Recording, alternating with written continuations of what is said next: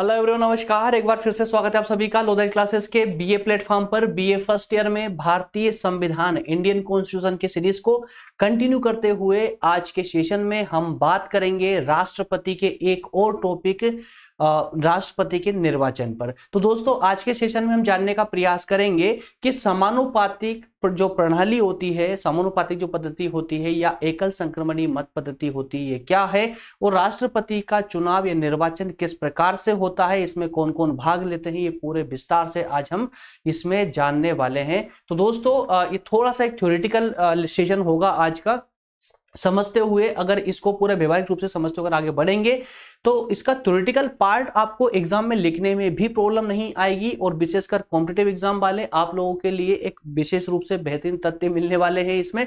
तो मेरे बीए के सभी स्टूडेंट्स जो भी अलग अलग यूनिवर्सिटियों में, किसी किसी यूनिवर्सिटी में इसे सेकेंड ईयर में भी देखने को मिलता है भारतीय संविधान की सीरीज, तो वो भी आज के इस टॉपिक को दोस्तों थोड़ा सा फोकस बना करके समझते हुए चले, क्योंकि जो निर्वाचन प्रणाली है राष्ट्रपति की, ये बुक से आसानी से समझ नहीं आती है। लेकिन आज पूरे विश्वास से मैं बोलूंगा दोस्तों कि इस सेशन के बाद में आपको राष्ट्रपति का निर्वाचन आपको मुंह जुबानी याद हो जाएगा। कहीं से कभी से कभी तक कोई प्रॉब्लम आपको रटने की जरूरत नहीं पड़ेगी, कोई प्रॉब्लम नहीं आएगी। आइए शुरू करते हैं दोस्तों सेशन को, और डायरेक्ट सेशन पर ही मूव करेंगे। बस थोड़ा सा इसको देख लीजिए ताकि आपके पास एक क्लियरिटी बनी रहे।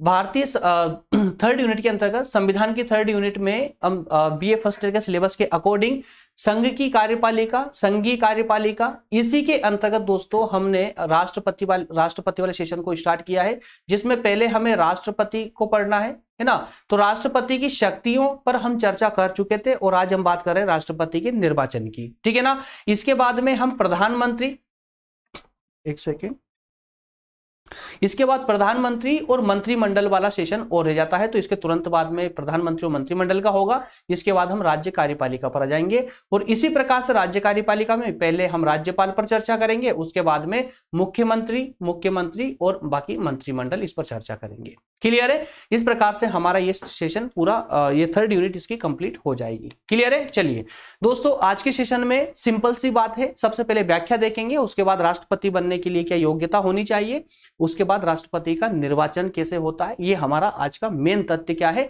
राष्ट्रपति का निर्वाचन, और निर्वाचन होता कैसे है। तो इसको पहले हम बेहतरीन तरीके से समझने का प्रयास करेंगे। दोस्तों, विशेष रूप से याद रहे, हम थ्योरेटिकल के साथ साथ व्यवहारिक अध्ययन भी करते हैं, इसलिए थ्योरेटिकल पार्ट आपके एग्जाम के दृष्टिकोण से है ना।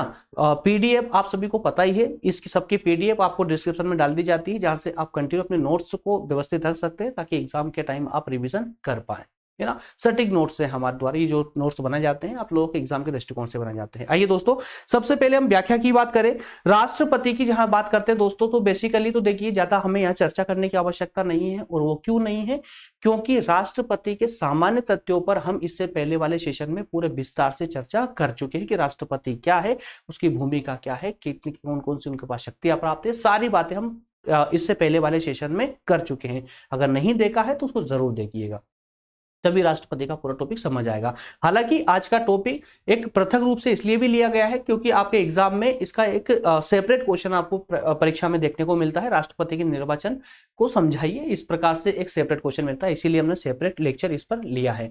आइए एक सामान्य सी चर्चा कर लेते हैं व्याख्या को लेकर के। दोस्तों, भारतीय संविधान के अनुसार संघ की कार्यपालिका शक्ति राष्ट्रपति में निहित है। ये सब आप पहले जान चुके हैं, सब पूरे विस्तार से मैं आपको इसमें समझा चुका हूं, इसलिए यहां पर ज्यादा मैं टाइम नहीं दूंगा, है ना। तो संविधान में राष्ट्रपति को लेकर के, राष्ट्रपति की शक्तियों को लेकर के क्या प्रावधान किया गया है दोस्तों, कि कार्यपालिका, संघ की कार्यपालिका की शक्तियां किसमें निहित होती है, राष्ट्रपति में निहित होती है। लेकिन ये सैद्धांतिक रूप से, और व्यवहारिक रूप से अगर बात करें तो व्यवहारिक रूप से प्रधानमंत्री या मंत्रिमंडल के पास में वास्तविक शक्तियां होती है। तो संविधान में क्या कहा गया है, संविधान में स्पष्ट रूप से कहा गया है कि कार्यपालिका की संपूर्ण शक्तियां राष्ट्रपति में निहित होगी, जिनका प्रयोग वह प्रधानमंत्री या मंत्रिमंडल के सहयोग से या उनके परामर्श से करेगा। इस प्रकार हम यहां कह सकते हैं कि राष्ट्रपति को कार्यपालिका के प्रमुख के रूप में, नाम मात्र की कार्यपालिका के प्रमुख के रूप में संविधान में इन्हें स्थान दिया गया है, सामान्य सतत तथा व्याख्या के अंतर्गत। अब हमारा टॉपिक अब स्टार्ट होने जा रहा है। अब इसमें दोस्तों हम ये देखेंगे कि राष्ट्रपति बनने के लिए किसी भी व्यक्ति में कौन कौन सी योग्यताएं होनी चाहिए। आइए देखिए, दो चीजों को यहां से अलग कर दें तो बाकी सभी योग्यताएं अन्य पदों के समान ही आपको दिखेगी। दो चीजों को थोड़ा सा हम यहां अलग कर देते हैं, ये दो पॉइंटों को, 50 प्रस्तावक और 50 अनुमोदक। क्यों कहा अलग? देखिए, राष्ट्रपति बनने के लिए 5 वर्ष का कार्यकाल होता है राष्ट्रपति का, आप सभी जानते हैं, है ना। और राष्ट्रपति बनने के लिए कुछ योग्यताएं होनी चाहिए। कौन कौन सी? एक तो सामान्य सी भारत का नागरिक हो, दूसरी 35 वर्ष उम्र पूरी कर चुका हो, तीसरी वह लोकसभा का सदस्य निर्वाचित होने की सभी योग्यताएं रखता हो, मतलब लोकसभा का सदस्य बन सके वो योग्यताएं सारी होना चाहिए, मतलब लोकसभा का सदस्य बनने की जो योग्यताएं हैं वो सारी योग्यताएं ये इनमें होना चाहिए लोकसभा के सदस्य बनने की, ठीक है ना। तो ये सामान्य सी योग्यताएं थी। इसके अलावा कोई लाभ का पद नहीं होना चाहिए, ये भी सामान्य सही था, है ना। ये सब तो हमें बेसिकली शुरू से पढ़ते आ रहे हैं, ये सभी याद है, ठीक है ना। अब इसमें दो तथ्य आपको अलग से देखने को मिलते हैं, 50 प्रस्तावक और 50 अनुमोदक। इसका मतलब क्या हुआ? जब कोई व्यक्ति राष्ट्रपति पद के लिए चुनाव लड़ना चाहे या चुनाव लड़ने की इच्छा हो, है ना, तो उस समय कोई भी व्यक्ति जब राष्ट्रपति चुनाव लड़ना चाहता है तो उसके लिए 50 ऐसे लोग होना चाहिए संसद के किसी भी सदन से, लोकसभा से हो या राज्यसभा से, दोनों से हो सकते हैं, है ना। बाहर से नहीं, याद रखिएगा, संसद से ही। तो संसद में 50 ऐसे सदस्य होना चाहिए जो इनको प्रस्तावित करे, मतलब कि एक जैसे बोलते हैं ना कि गारंटर होना चाहिए, है ना। तो इसे 50 प्रस्तावक मतलब कि ये अपनी सहमति दे कि हाँ इस व्यक्ति को राष्ट्रपति पद हेतु चुनाव लड़ना चाहिए, अपनी सहमति दे, अपना समर्थन मिले 50 लोगों से। और उसके बाद में 50 और उसी संसद से, दोनों सदनों से कहीं से भी 50 और ऐसे व्यक्ति चाहिए जो उन प्रस्तावकों को अनुमोदन दे, है ना, याद रखिएगा। तो 50 और 50 कितने? 100 व्यक्ति हो गए। तो 100 संसद में कम से कम 100 लोग ऐसे होना चाहिए जो उस व्यक्ति को सपोर्ट करे राष्ट्रपति चुनाव में खड़ा होने के लिए। तो इसका मतलब क्या हुआ कि कोई आम नागरिक राष्ट्रपति पद के लिए चुनाव नहीं लड़ सकता, है ना। क्योंकि अगर कोई आम नागरिक लड़ेगा तो वो संसद में कैसे 100 लोगों को कैसे जुटा पाएगा अपने समर्थन में, है ना। तो इसका मतलब क्या हुआ भाई? कोई पुराना राजनीतिज्ञ ही हो सकता है, कोई पुराना राजनीतिज्ञ होगा जो अपने संसद में व्यवस्था करेगा, 100 लोग तैयार करेगा चुनाव लड़ने के लिए, पहले ही 100 लोग तैयार कर लेगा। क्लियर है ना। तो इस प्रकार से दोस्तों ये जो दो तथ्य है, 50 प्रस्तावक और 50 अनुमोदक वाले, ये एक आम नागरिक को राष्ट्रपति पद के लिए चुनाव लड़ने से दूर कर देते हैं। कुल मिलाकर ये मान लीजिए बस। क्लियर है ना। अब दोस्तों हम बात करेंगे राष्ट्रपति के निर्वाचन की। अब यहां से हमारा टॉपिक एकदम थोड़ा सा फोकस बना के रखिएगा, पूरा एकदम आसान शब्दों में समझ आने वाला है, एकदम आसान थ्योरी के साथ समझ आएगा। आइए, जो सामने आ रहा है एग्जाम के दृष्टिकोण से थ्योरेटिकल पार्ट है, इसको पढ़ते चलिए। भारत के राष्ट्रपति का निर्वाचन, भारत के राष्ट्रपति का निर्वाचन अनुपातिक या समानुपातिक निर्वाचन प्रणाली के माध्यम से होता है।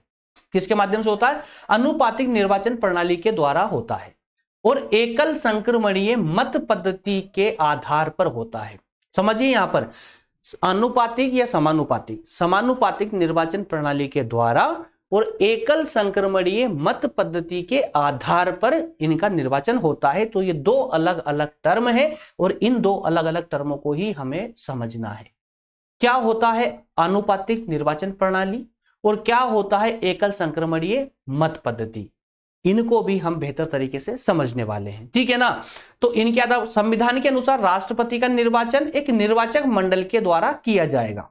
राष्ट्रपति के निर्वाचन में कोई आम नागरिक हिस्सा नहीं लेंगे, है ना, आम नागरिक हिस्सा नहीं लेंगे, बल्कि एक निर्वाचक मंडल होगा, वो निर्वाचक मंडल ही राष्ट्रपति का निर्वाचन करेगा। अब उस निर्वाचक मंडल में जो राष्ट्रपति का निर्वाचन करता है, उस निर्वाचक मंडल में कौन कौन शामिल होगा? तो मेरे दोस्तों उसमें संसद के दोनों सदनों के निर्वाचित सदस्य शामिल होंगे।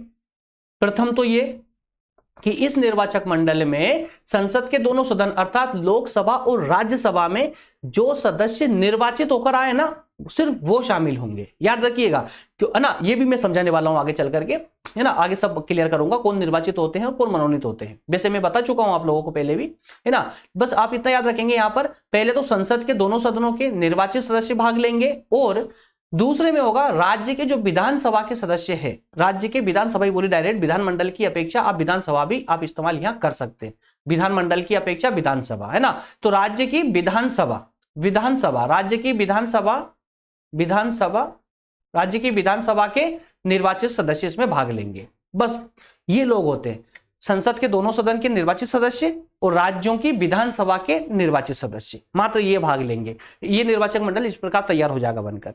इतना क्लियर है। तो दोस्तों अब आइए, अब थोड़ा सा हम समझते हैं, है ना, कि इनका एक्चुअल में निर्वाचन होता कैसे है। अब थोड़ा सा ध्यान से सुनते चलिए, इसको समझिए इसको।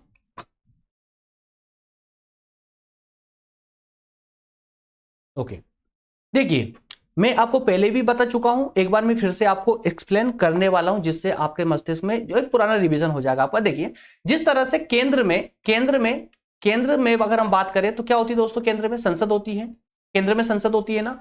उसी प्रकार से राज्यों में क्या होता है भाई, केंद्र में हम किस संसद होती है केंद्र में, और इसी संसद को राज्य में क्या बोलते हैं, विधानमंडल बोलते हैं, है ना। जब हमने केंद्र में संसदीय प्रणाली को अपनाया है तो राज्यों में भी संसदीय प्रणाली को ही अपनाया है। तो कुल मिलाकर यह कि जब केंद्र में जो एक स्ट्रक्चर होगा सरकार का, वही स्ट्रक्चर आपको राज्यों में भी देखने को मिलेगा, है ना। सिर्फ नाम परिवर्तित हो गए हैं, बाकी है सब कुछ वो का वही। तो केंद्र में जहां संसद है, वहीं राज्यों में प्रत्येक राज्य में क्या है, विधानमंडल है। क्लियर है। वहीं संसद के दो सदन बताए गए हैं। संसद के दो सदन होते हैं केंद्र में, कौन कौन सा, एक लोकसभा और एक राज्यसभा, ठीक है ना। उसी प्रकार से विधानमंडल के भी दो सदन होते हैं, एक विधानसभा और एक विधान परिषद। सिंपल है। बस यहां पर एक आपको ध्यान इतना रखना है कि ये विधानसभा तो प्रत्येक राज्य में है, विधानसभा प्रत्येक राज्य में होती है, लेकिन विधान परिषद सभी राज्यों में नहीं है, वे मात्र 6 राज्यों में है, ये मात्र 6 राज्यों में है, बाकी राज्यों में विधान परिषद नहीं है। मतलब कि बाकी के जो राज्य बचे हुए, उन राज्यों के विधानमंडल में सिर्फ एक ही सदन है, कौन सा, विधानसभा। यहां तक कहानी समझ आई ना। अब देखिए दोस्तों, अब जब हम निर्वाचक मंडल की बात करते हैं तो क्या होता है, जब हम लोकसभा की बात करते हैं तो लोकसभा में आपको याद होगा कि कुल 545 सदस्यों की बात हुई थी, 545 सदस्य हुआ करते थे, है ना। हालांकि अभी करंट के डाटा को छोड़ दें, क्योंकि इसी 545 में 2 सदस्य कौन थे दोस्तों, इस 545 में कौन से 2 सदस्य एंग्लो इंडियन थे, जिनको मनोनीत किया जाता था, उनका निर्वाचन नहीं होता था, है ना। तो उनको हटा दीजिए 2 सदस्यों को, हालांकि वो प्रावधान समाप्त कर दिया गया है अब, है ना। अब टोटल लोकसभा में निर्वाचित सदस्य ही बैठेंगे, कितने, 543। तो लोकसभा में जो सदस्य है 543, ये सदस्य निर्वाचित होकर के आते हैं, तो ये 543 ये सदस्य भाग लेंगे। इसी प्रकार से राज्यसभा में निर्वाचित सदस्य 233 सदस्य भाग लेंगे। 250 सदस्यों का प्रावधान राज्यसभा में है, 250 सीटें हैं, उसमें से 12 सदस्य जो है दोस्तों, ये राष्ट्रपति के द्वारा मनोनीत होते हैं, 12 सदस्य, है ना। तो मनोनीत सदस्यों का इसमें भाग, ये राष्ट्रपति के चुनाव में भाग नहीं ले सकते, क्यों, क्योंकि देखिए ना, 12 सदस्यों को राष्ट्रपति खुद मनोनीत करता है, राष्ट्रपति ही चुनता है। तो ये 12 सदस्य जो मनोनीत होकर आए हैं, ये किसको वोट देंगे, जिन्होंने उसको चुना है, राष्ट्रपति को देंगे ना, उसी राष्ट्रपति को देंगे। इसलिए मनोनीत सदस्यों को बाहर कर दिया गया है, सिर्फ जो जनता से निर्वाचित होकर के आते हैं उनको यहां पर लिया गया है। तो राज्यसभा से 233 सदस्य, क्लियर है ना। तो इस प्रकार से लोकसभा और राज्यसभा दोनों सदस्यों मिलाएं तो यहां पर 776 सदस्य संसद के राष्ट्रपति के निर्वाचन में भाग लेते हैं। ये बात क्लियर है। अब आ जाइए थोड़ा सा राज्य की ओर, अब थोड़ा सा राज्य की ओर देख लेते हैं। विधानमंडल, राज्य के विधानमंडल के विधानसभा कितने, टोटल 28 राज्य है। 28 राज्यों में की विधानसभाओं के सदस्य मात्र इसमें भाग लेंगे, विधानसभा के सदस्य ही भाग लेंगे, विधान परिषद के नहीं।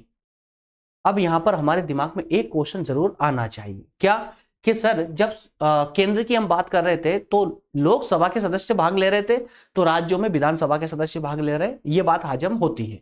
लेकिन जब केंद्र की राज्यसभा का सदन के सदस्य भाग ले सकते हैं, तो विधान परिषद के सदस्य भाग क्यों नहीं ले सकते। बिल्कुल सही क्वेश्चन है ये। तो दोस्तों इसका आंसर ये होगा कि राज्यसभा के जो सदस्य है वो सीटें फुल है, वो सीटें फुल है, सभी राज्यों से सदस्य आते हैं राज्यसभा में। लेकिन विधान परिषद मुझे बताइए क्या सभी राज्यों में है, नहीं है। कितने राज्यों में? मात्र 6 राज्यों में। तो उन 6 राज्यों का प्रतिनिधित्व तो बढ़ जाएगा निर्वाचक मंडल में, बाकी के जो राज्य हैं उन राज्यों का क्या होगा? इसीलिए यह प्रावधान किया गया है कि राज्य की विधानमंडल की विधान परिषदें तब तक राष्ट्रपति के निर्वाचन में भाग नहीं लेगी जब तक कि सभी राज्यों में विधान परिषदें न बन जाए। क्लियर हुआ ना? तो इसलिए हमें यह विधान परिषद वाला कंसेप्ट को क्लियर कर देना चाहिए, कैंसिल कर देना चाहिए। ठीक है ना? तो क्या हुआ? राज्य विधानमंडल की विधान परिषद राष्ट्रपति के निर्वाचन में भाग नहीं लेगी। अब जो भाग लेंगे कौन लेंगे? सिर्फ 28 राज्यों के निर्वाचित सदस्य, मतलब विधानसभा के सभी सदस्य। क्लियर है? तो सभी 28 राज्यों के अगर सभी हम एमएलए को देखें या विधानसभा के सदस्यों को देखें तो कुल कितने होते हैं? पूरे भारत में कितने एमएलए हैं दोस्तों? 4033 सीटें एमएलए की है। ठीक है ना? यहां तक की कहानी समझ आई ना? है ना? कौन कौन भाग लेगा और कौन कौन नहीं लेगा। तो निर्वाचक मंडल की स्टोरी क्लियर हो चुकी है। अब आते हैं जरा कि हम इसमें जो है निर्वाचन इनका होता कैसे है। अब निर्वाचन की जब बात करते हैं तो बेसिकली क्या होता है दोस्तों, जो अभी तक हम जानते हैं, कभी हम एमएलए को चुनते हैं तो कभी हम सांसद को चुनते हैं, मतलब लोकसभा चुनाव होते हैं या राज्य विधानसभा चुनाव होते हैं। उसमें क्या होता है? स्थानीय स्तर पर सरपंच के चुनाव होते हैं। इसमें क्या होता है भाई? एक एक वोट की वैल्यू कितनी होती है? 1 होती है। किसी ने 1 वोट दिया तो उसकी वैल्यू कितनी होती है? 1 होती है। लेकिन राष्ट्रपति के चुनाव में 1 वोट की वैल्यू 1 नहीं होती। 1 वोट की वैल्यू 1 नहीं होती, बल्कि उस वैल्यू को कैलकुलेट किया जाता है। किस आधार पर? समानुपात के आधार पर। समानुपात के आधार पर कैसे किया जाता है जरा आप समझ लीजिए। पहले सदस्यों के वोट की वैल्यू निकाली जाती है, उस वैल्यू के आधार पर इसके वोट काउंट होते हैं। अब वो वैल्यू कैसे निकालेंगे? यही फंडा है समझने का सबसे इंपॉर्टेंट पार्ट। इसको समझ लिया, समझ जाइए, पूरी निर्वाचन प्रणाली आपको समझ आ गई है ना? चलिए अब शुरू करते हैं अपना थ्योरेटिकल वाला पार्ट। देखिए विधानसभा राज्य का जो विधानमंडल होता है, तो विधानमंडल में जो 2 सदन हैं हमारे, विधानसभा, तो विधानसभा में जो बैठता है उसको क्या बोलते हैं दोस्तों? उसको बोलते हैं हम एमएलए। क्या बोलते हैं? एमएलए। और विधान परिषद में जो बैठते हैं उनको हम क्या बोलते हैं? एमएलसी। क्या बोलते हैं? एमएलसी। ये बात आप याद रखेंगे। और लोकसभा राज्यसभा के सदस्य होते हैं उनको क्या बोलते हैं दोस्तों? हम एमपी बोलते हैं। क्या बोलते हैं? एमपी। इतना तो आप सभी जानते ही हैं। ठीक है ना? तो अब देखिए कि एक एमएलए के 1 वोट, एक मतलब एक एमएलए 1 ही वोट देगा ना, तो एक एमएलए का या 1 वोट की वैल्यू क्या होगी? तो यहां 1 एमएलए के वोट की वैल्यू बराबर उस राज्य की जनसंख्या। अब देखिए हमें वैल्यू निकालनी है, 1 एमएलए की वैल्यू निकालनी कि एक राज्य के 1 एमएलए की वैल्यू क्या है। तो सभी राज्यों की अलग अलग निकलेगी, है ना? तो उसके लिए फॉर्मूला बना दिया गया है। फॉर्मूला क्या है कि 1 एमएलए बराबर, मतलब 1 वोट की वैल्यू बराबर कितनी वैल्यू होगी ये देखना है। तो उसके लिए उस राज्य की संपूर्ण जनसंख्या, जितनी भी जनसंख्या है, उस जनसंख्या को उस राज्य की एमएलए की जो सीटें हैं या उस राज्य में जितने एमएलए हैं उससे भाग दे देंगे। क्या कर दिया है कि उस राज्य की संपूर्ण जनसंख्या को उस राज्य के संपूर्ण एमएलए से भाग दे देंगे और उसके बाद जो प्राप्त होगा उसमें 1000 से फिर से डिवाइड कर देंगे, भाग दे देंगे। आया? क्लियर हुआ है ना? क्या करा भाई? उस राज्य में जितनी जनसंख्या है उस जनसंख्या को जितने एमएलए हैं उन एमएलए से भाग दे दिया। ठीक है? भाग देने के बाद जो भी डाटा हमें मिला है उस डाटा को एक बार फिर से 1000 से फिर भाग दे दिया, 1000 से फिर भाग दे देंगे। तो जो डाटा प्राप्त होगा वो डाटा होगा 1 वोट की वैल्यू, 1 एमएलए के वोट की वैल्यू। याद रखिएगा। जैसे देखिए एग्जांपल लेकर आया हूं, जैसे अगर भारत में देखा जाए दोस्तों तो उत्तर प्रदेश में सबसे ज्यादा जनसंख्या है। तो अब देखिए यहां पर एक बात और आप दिमाग में स्पष्ट कर लीजिएगा, जिस राज्य में जनसंख्या ज्यादा है ना उस राज्य के एमएलए के वोट की वैल्यू ज्यादा होगी। समझिएगा, जिस राज्य में जनसंख्या ज्यादा है उस राज्य के एमएलए के वोट की वैल्यू ज्यादा होगी और जिस राज्य में जनसंख्या कम है उसके वोट की वैल्यू भी कम होगी। जैसे वर्तमान में भारत में उत्तर प्रदेश में सबसे ज्यादा जनसंख्या लगभग 22 करोड़ जनसंख्या। अब उस 22 करोड़ जनसंख्या को 22 करोड़ जनसंख्या को, ये उत्तर प्रदेश की 22 करोड़ जनसंख्या है, तो उस 22 करोड़ जनसंख्या को हमने ऊपर रखा, 22 करोड़ जनसंख्या को ऊपर रखेंगे, 22 करोड़ को, उसको डिवाइड करेंगे किससे? उत्तर प्रदेश के कुल एमएलए कितने दोस्तों? उत्तर प्रदेश में एमएलए की कितनी सीटें हैं? 403। कितनी है? 403 सीटें, ठीक है ना। इंटू करेंगे इसको 1/1000 से, 1000 से। तो यहां पर इसको कैलकुलेट करने के बाद में जो डेटा हमें प्राप्त होता है वो होता है 208। क्या होता है? 208। मतलब कि एक उत्तर प्रदेश के एक एमएलए के वोट की वैल्यू कितनी है? 208 है। कितनी है दोस्तों? 208 है। मतलब कि एक एमएलए अगर वोट डालता है तो 208 काउंट होता है। क्लियर हुआ? तो 208 एक वोट की वैल्यू है, तो 4003, माफ कीजिएगा 403 कुल एमएलए है, तो इन दोनों को इंटू कर देंगे, दोनों को मल्टीप्लाई कर देंगे, तो एक मत की वैल्यू 208 है, तो 403 मत की वैल्यू हो जाएगी 83,824। कितनी होगी? 83,824। वहीं पर एक एग्जांपल लीजिए आप एमपी का, तो मध्य प्रदेश का भी आप एग्जांपल ले लीजिए। इसमें मध्य प्रदेश की जनसंख्या टोटल अगर हम बात करें दोस्तों, तो लगभग 7.25 करोड़ के समथिंग कुछ जनसंख्या, लगभग 7.25 करोड़ के समथिंग है ना, 26 समथिंग कुछ इस प्रकार से है, कुछ समथिंग है। तो 7.25 करोड़ हम अप्रोक्सीमेटली मान लेते हैं, है ना, 7.25 करोड़ मान लीजिए आप। तो 7 करोड़ 26 लाख समथिंग कुछ है, एग्जैक्टली डाटा मुझे याद नहीं आ रहा है ना। तो उसके बाद में यहां पर एमपी में जो एमएलए है 230 सीट है एमएलए की, मतलब 230 एमएलए है। तो यहां पर इसे कैलकुलेट करेंगे, जनसंख्या को, मध्य प्रदेश की जनसंख्या को मध्य प्रदेश के एमएलए से हम भाग देंगे, उसमें इंटू करेंगे 1/1000 से, तो हमें प्राप्त होता है 315। मतलब एक मत की वैल्यू कितनी होगी? 315 होगी। तो जब एक मत की वैल्यू 315 होगी तो 230 को दोनों को डिवाइड कर इंटू कर देंगे, तो हमें प्राप्त होता है 72,626। मतलब मध्य प्रदेश में कुल कितने मत हैं? 72,626। उत्तर प्रदेश में कुल कितने मत है, कितने वोट है? 83,824। क्लियर हो पा रहा है ना? तो पूरे उत्तर प्रदेश के एमएलए जब वोट डालेंगे तो कितने वोट डालेंगे? वो 83,824। और जब मध्य प्रदेश के एमएलए वोट डालेंगे तो टोटल एमएलए 230 ही एमएलए अगर वोट डालेंगे तो कितने डालेंगे? 72,626। क्लियर हुआ?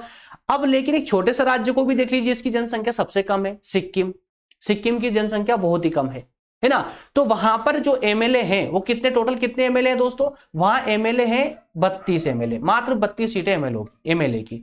तो सिक्किम की जनसंख्या को 32 एमएलए से डिवाइड किया, फिर 1000 से फिर डिवाइड किया, तो कुल मिलाकर के एक मत की वैल्यू निकलती है 7, मात्र 7।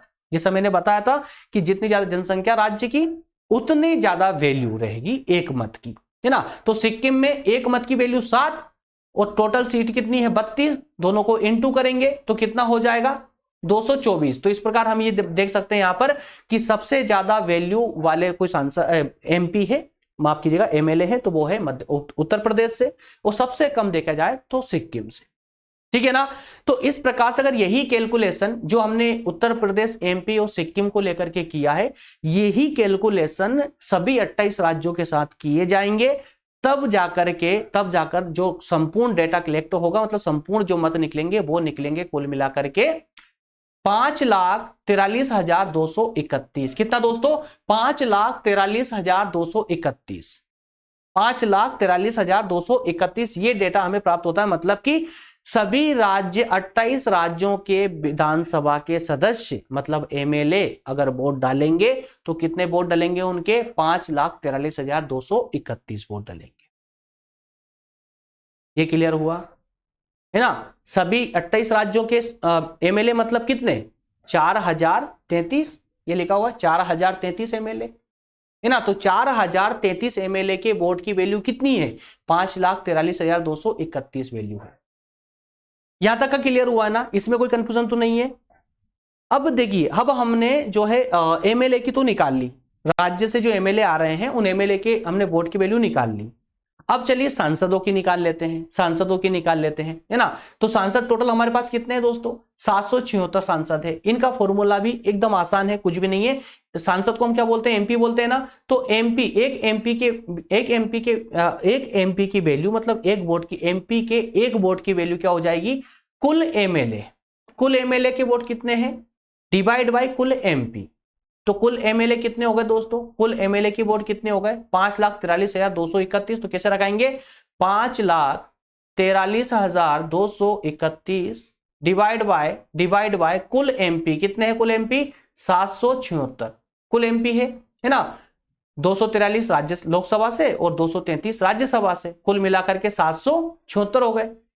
तो इस प्रकार डिवाइड करेंगे, तो डिवाइड करने पर हमें जो डेटा प्राप्त होता है वो होता है 700। तो एक एमपी के वोट की वैल्यू कितनी हो जाती है, 700 हो जाती है, ठीक है ना। तो एक एमपी की वोट की वैल्यू 700 है, तो कुल एमपी हमारे पास 776 है। दोनों को इंटू करोगे, गुणा करोगे, तो 5,43,200 वैल्यू इनकी निकलती है। अब जरा यहां देखिए, अकेले जब संसद की बात करते हैं, संसद सदस्यों की बात करते हैं, तो मात्र 776 सदस्यों के वोट की वैल्यू 5,43,200 है, जबकि राज्यों की विधानसभा के सदस्यों की वैल्यू 4,033 सदस्यों की वैल्यू 5,43,231 है। मतलब लगभग एक समान ही है, लगभग एक समान है। तो ये क्लियर हुआ है ना, किस प्रकार से राज्य के विधानसभा के सदस्यों की वैल्यू निकाली जाती है, मतलब एमएलए की वैल्यू निकाली जाती है, और किस प्रकार से जो है एमपी की वैल्यू निकाली जाती है। ये वैल्यू आप निकाल लिया आपने, ठीक है ना। तो अब हम ये देखेंगे कि कुल वोट कितने हैं राष्ट्रपति के लिए। कुल वोट अगर 100% वोट डलें तो कुल कितने वोट डलेंगे, तो वो देख लीजिए। टोटल वोट जो है राष्ट्रपति के लिए कितने हो जाएंगे, तो एमपी के कितने हैं, एमपी के कितने हैं दोस्तों, 5,43,200, और एमएलए के कितने हैं, 5,43,231। दोनों को जोड़ दीजिएगा तो 10,86,431 टोटल मत हो जा रहे हैं राष्ट्रपति निर्वाचन के लिए, है ना। तो अब यहां से स्पष्ट हो चुका है कि राष्ट्रपति के चुनाव के लिए कुल अगर वोट डलते हैं, टोटल वोट डलते हैं, तो वो 10,86,431 वोट डलेंगे। क्लियर यहां तक का ना, क्लियर है ना।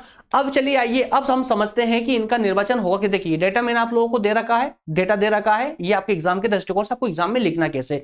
ये वाला पार्ट था आपको समझाने के लिए, ये वाला पार्ट आपको समझाने के लिए था, ताकि आपको पूरी थ्योरी समझ आ जाए, है ना। ये आपको एग्जाम में अगर देखिए बना पाए बहुत अच्छी बात है, बहुत अच्छे मार्क्स मिलेंगे आपको। इस प्रकार ग्राफ बना करके इस तरह समझाएंगे तो आप बहुत प्यारे मार्क्स मिलेंगे, है ना। और ये थ्योरेटिकल पार्ट है, आपको लिखना किस प्रकार से, तो सब कुछ मैंने इसमें लिख दिया है। अब हमें यहां पर जो है दोस्तों, एक जो एकल संक्रमणी मत पद्धति है ना, उसको समझना है कि न्यूनतम कोटा क्या होता है, न्यूनतम कोटे से किस प्रकार से जो है न्यूनतम कोटा प्राप्त करना आवश्यक होता है ना।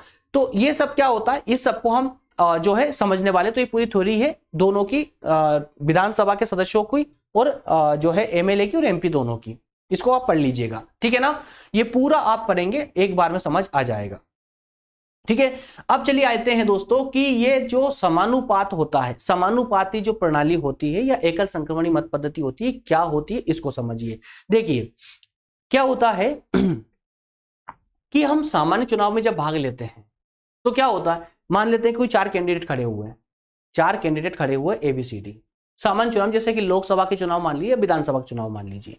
तो जब हम वोट डालने जाते हैं तो क्या करते हैं, उन चारों में से किसी एक को चुनेंगे और एक को ही वोट डालेंगे, ठीक है ना। एक पर्ची होगी, उस पर्ची में सभी के नाम होंगे, उसमें से किसी एक को सिलेक्ट करना होता है, कर क्या जाएंगे, ये सामान्य चुनाव होता है। लेकिन समानुपातिक प्रणाली क्या होती है, राष्ट्रपति का चुनाव कैसे होता है दोस्तों, राष्ट्रपति का चुनाव ऐसे नहीं होता। राष्ट्रपति के चुनाव में हम एग्जाम्पल के रूप में मान लेते हैं कि 4 लोग खड़े हुए हैं ABCD।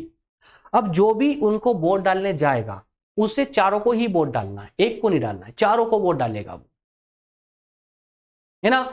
चारों को डालेगा, लेकिन वहां पर उसे एक वरीयता दी जाएगी, वरीयता दी जाएगी कि वो सबसे ज्यादा पसंद किसको करता है, फिर उससे कम किसको करता है, उससे कम किसको करता है, उससे कम किसको करता है।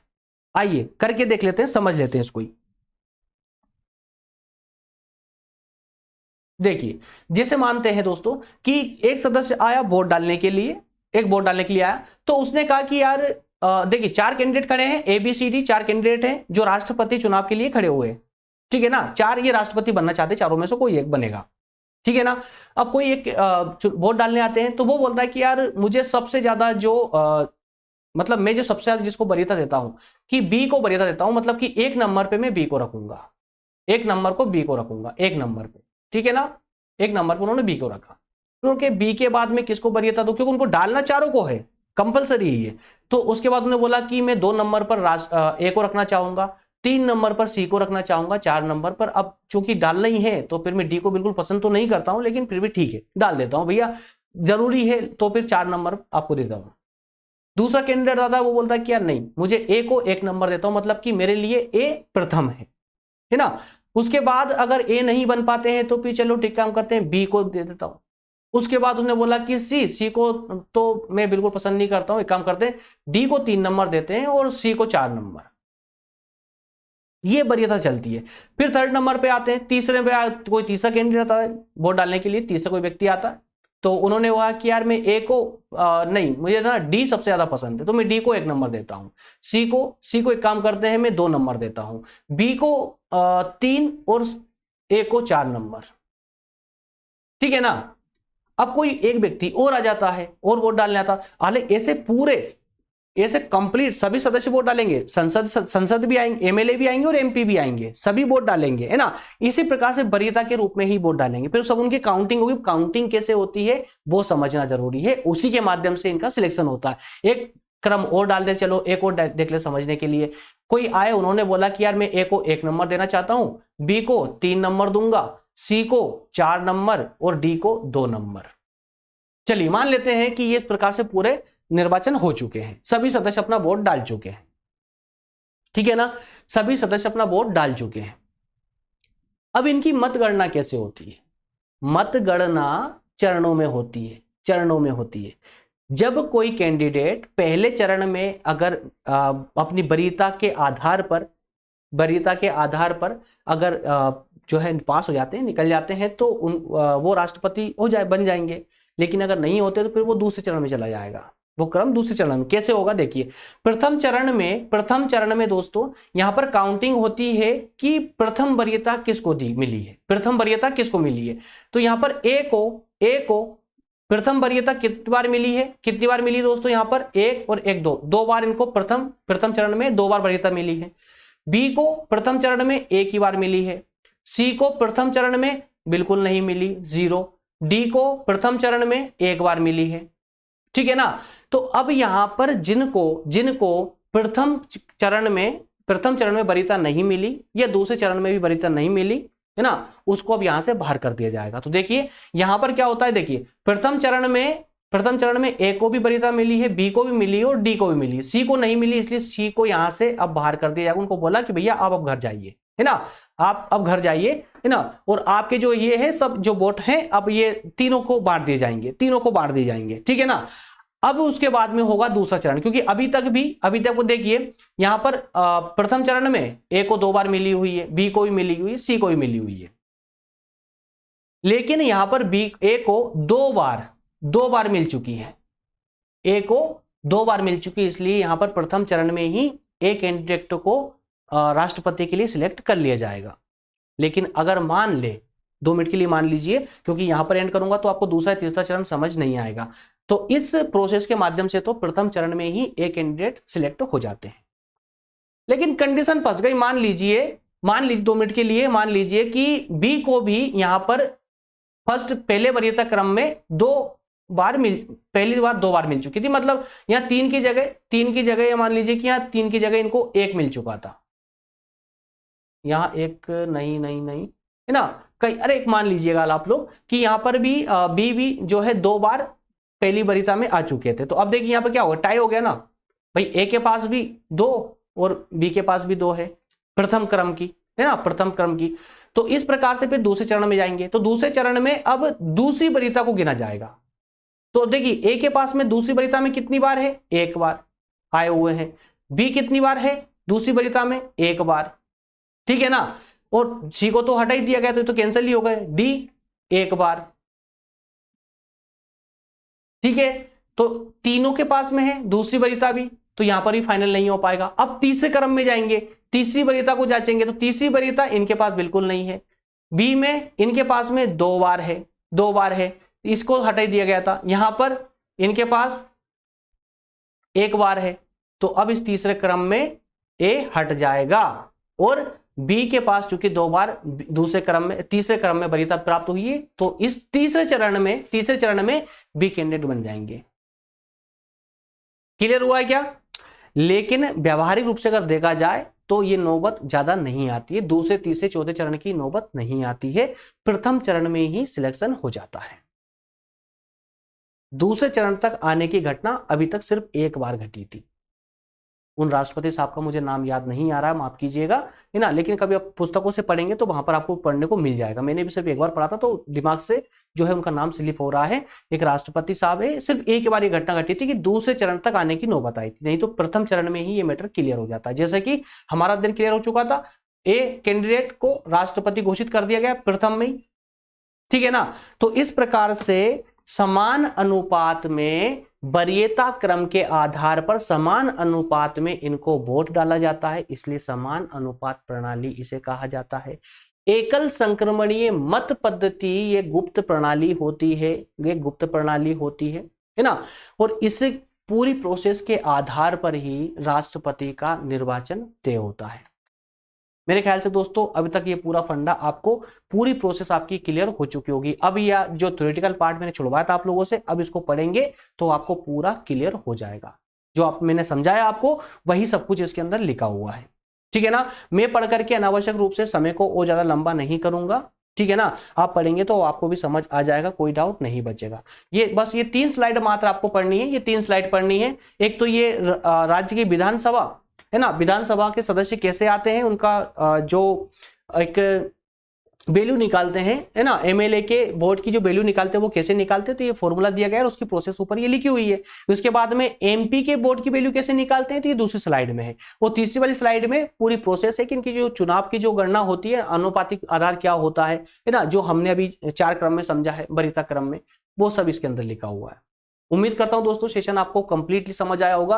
राष्ट्रपति वाला सेशन काफी लंबा होता है, लेकिन हमने कोशिश की है कि 2 सेशन के माध्यम से ही इसको कंप्लीट किया जा सके, और कर चुके हैं, ठीक है। बताइएगा दोस्तों मुझे कंप्लीट समझ आया या नहीं। अगर समझ आ रहा है तो कमेंट करके मुझे यस जरूर लिख के भेजें, जिससे कि एक हमें भी आत्मसंतुष्टि मिल जाए कि यार हाँ, जिस तरह से हम आप लोगों को एक्सप्लेन कर रहे हैं वो आपको समझ भी आ रहा है। मिलेंगे नेक्स्ट सेशन में दोस्तों, मिलेंगे किसी अगले टॉपिक के साथ में, और अगला टॉपिक होगा हमारा प्रधानमंत्री और मंत्रिमंडल का। और इसी टॉपिक के साथ, प्रधानमंत्री और मंत्रिमंडल के टॉपिक के साथ ही हम अपना ये जो संघीय कार्यपालिका का जो सेशन चल रहा है हमारा, ये कंप्लीट हो जाएगा। उसके बाद हम राज्य विधानमंडल पर आ जाएंगे। क्लियर है? ठीक है दोस्तों, मिलेंगे नेक्स्ट सेशन में। तब तक आप सभी का बहुत बहुत धन्यवाद। Thank you so much. जय हिंद।